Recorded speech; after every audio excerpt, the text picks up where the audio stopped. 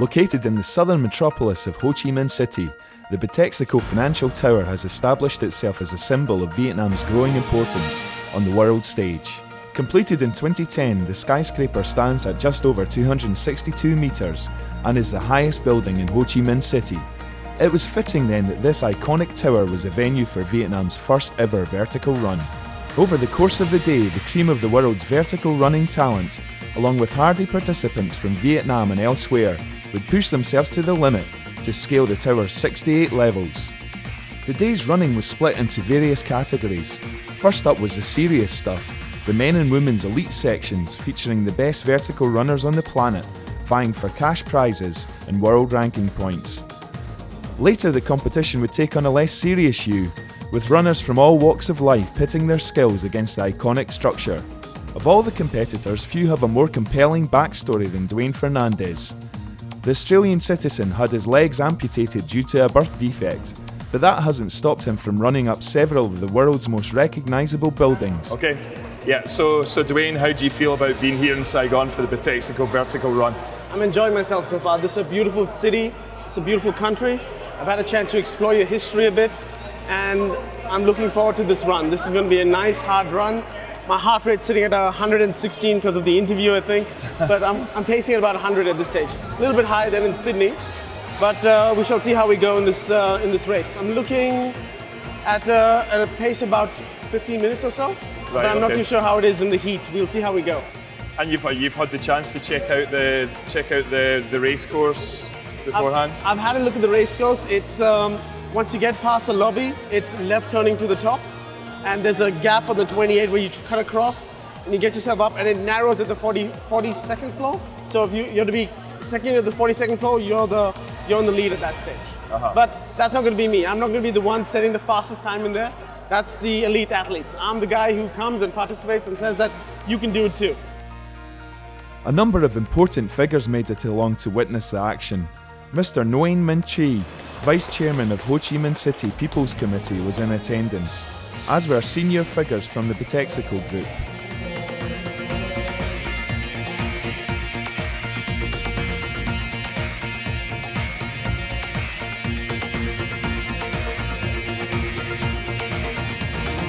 For admirers of true athletic prowess, however, the focus was very much on the first two races of the day, the men and women's elite races. First up, it was the men. Thomas Dold has become a legend in the vertical running scene thanks to his achievements. Last year's men's elite world champion, Dold was desperate to seal his sixth victory of the 2011 season in Vietnam.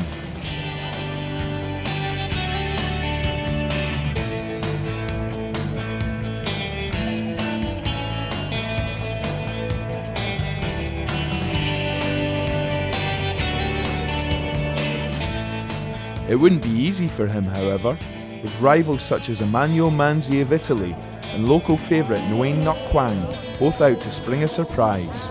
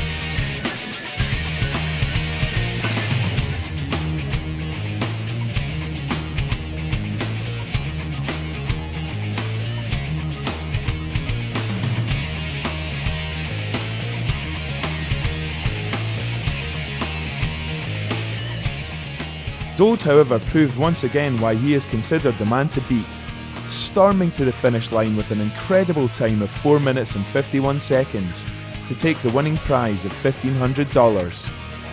Oh, I think one thing is the tower is really, as you can read in the lobby, one of the beautiful and really a landmark building worldwide, not just for Vietnam, because the heliport and how it is constructed looks really cool. So that's one thing you can see from the outside. And if you expected the race is be easy because maybe it's just not such a big tower like New York or Taiwan, I think it will feel just different after a few floors because the steps are not very small, and it's going really a good ascent up here. So very short way, very steep way up to the finish. That makes it easy to run. That makes it possible to run very fast to the finish, but you have to be very fast because otherwise it gets so painful. Yeah, and will you be back next year? I mean, is this a race that you'd like to come back to?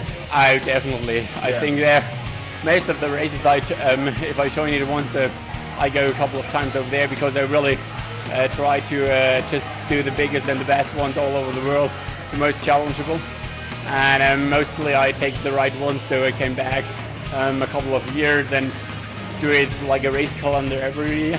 And definitely this race is really well organized, so I think I'm not the only one who maybe plan to come back next year. I think the most of the 500 people taking part will be here next year again. And one last question: are you crazy? Why do you do it? Yeah, it looks maybe that I feel that I'm a little crazy, but I have a look. There are a lot of other people who are crazy as well. The women's elite race proved no less enthralling. Last year's #1 ranked woman Melissa Moon of New Zealand has been overtaken by Valentina Bellotti this year, and the Italian was strong favourite to do the business in Vietnam.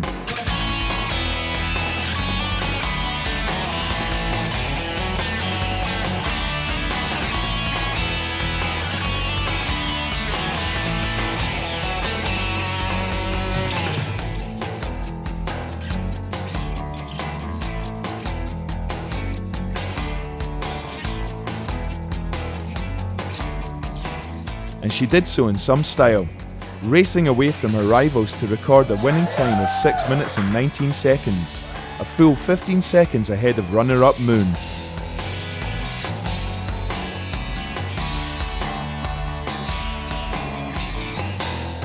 So Valentina, the winner of the ladies' race. How do you feel? Cosa penso? Bene, è stata una bella gara, molto faticosa, molto caldo, non sono abituata a questo tipo di caldo perché da me in Italia fa freddo, in questo periodo nevica, però è stato molto divertente, una bella partecipazione, quindi molto bene. Fantastic, yeah. And did you enjoy the race? I mean, how do you feel now? Sì, la gara mi è piaciuta molto, sto abbastanza bene, sto preparando anche il prossimo grattacielo che sarà tra una ventina di giorni in Singapore e quindi speriamo di continuare così. Okay, thanks very much and good luck for Singapore. Thank you. Okay, Ciao. thanks. Thank you, bye. Cheers. With the elite races over, focus shifted to some of the other stories of the day. For many, the main draw was a race involving Dwayne Fernandez and Vietnamese rock idol Pham Anh Qua. A naturally charming individual, Dwayne had already built up a large and vocal following by the time of his race, and they were willing him to do well as he psyched himself up for the climb.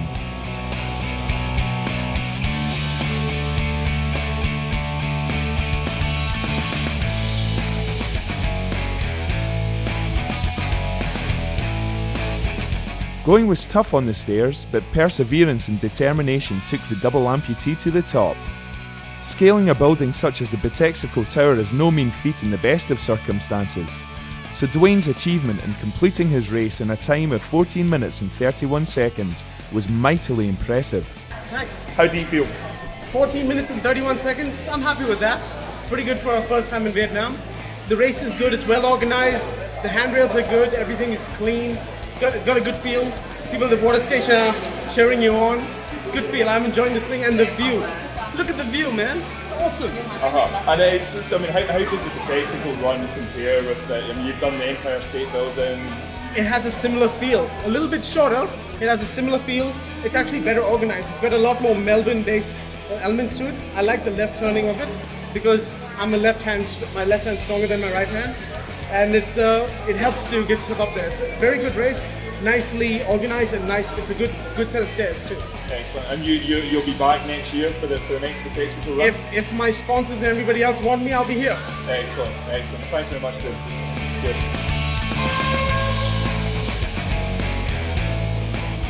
As the day proceeded, more and more competitors got the chance to take on the tower. From sprightly young go-getters to runners of a slightly more mature vintage, no one was left out.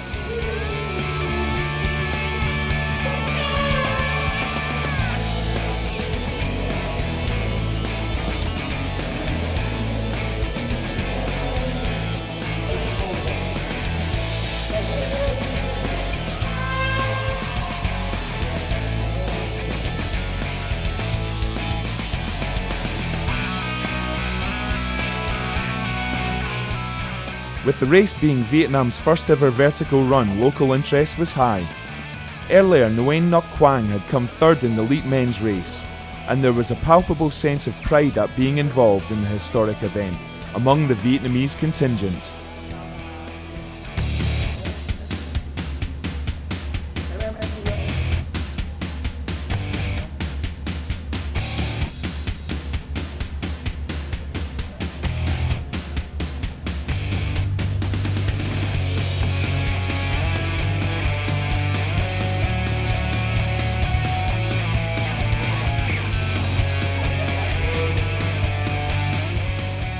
Yeah, how are you feeling about today's race? Very good, very good. Yeah, have you done a lot of training for this?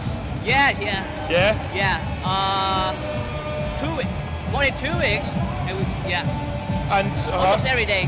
have you ever done a vertical run before? I used to try in Taipei. Right. Okay. But you ran up Taipei before? Yeah. All right. One time only. Yeah. Yeah. Was it terrible or was it good fun? What? Was it good fun or was it terrible? Good fun. Yeah. Yeah. Excellent. And how do you feel about doing the race here in Vietnam? It's Yeah. great. It's great. Yeah. Yeah. Good organized too, and we feel excited. Yeah. Yeah. It's a good thing for Vietnam as well. Very good. To have a race like this. Yeah. And Yeah. to encourage everyone to work out, to do exercise more. Yeah. And We are waiting for running. Yeah. Yeah, it's very interesting. Right. Okay. Yeah. And have you done much training for the race? Yes, I have been done at Triton Fitness. We work for Triton. All right. Yeah, Cool. yeah. So you run every day? Yeah, 3 days per week. Yeah. Yeah. So try to join this again because it's a very fun and we want to learn some more experience. Yeah. And do you think that you will do well today? How do you feel? Yeah, Are you confident? Yeah, I'm very confident. But I don't know, I win or not. It doesn't matter. But anyway, I want to learn more experience. Yeah. Excellent. Yeah. Back on the track, the racing continued in the spirit of friendly competitiveness that summed up the entire event.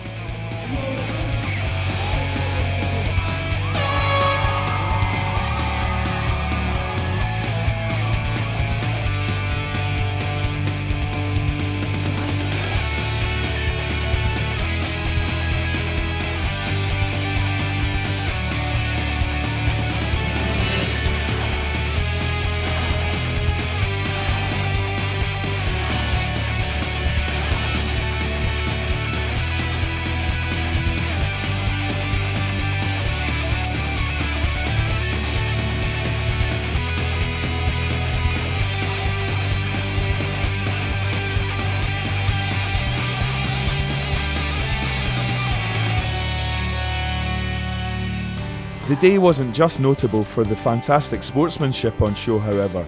Proceeds from paid race entries will be donated to East Meets West Foundation's EMW Inspire Sports, a programme supporting disabled people in Vietnam by providing sports and recreational activities. That invaluable work was showcased at the event during a demonstration of martial arts skills by some of the kids supported by the charity.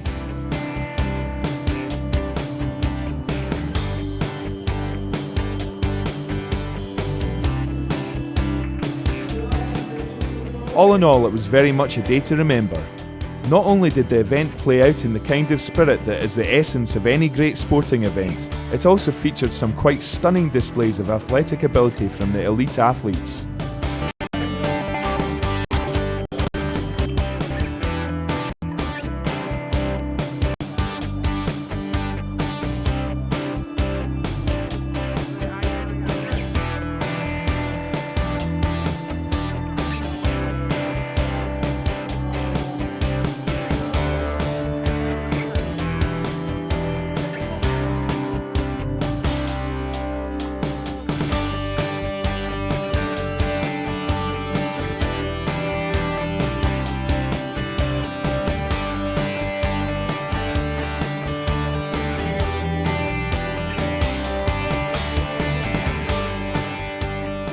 With almost all of the competitors vowing to return to Vietnam for next year's Bitexco Run, the success of the event was beyond doubt.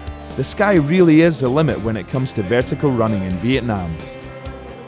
This is the first ever vertical race in Vietnam.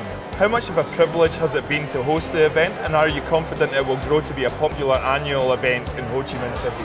Obviously, because of the iconic nature of the building, we were looking for an iconic event, something where the participants globally will come to our tower, somewhere where the world can join us as we've joined the world. To us, it's a real privilege to have these world-class athletes here.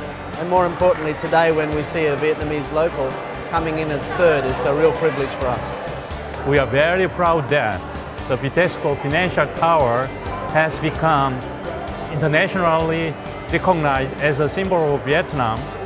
It is an emblem not only to our building or our company, but also Vietnam's rapid development and growing importance as an emerging economy.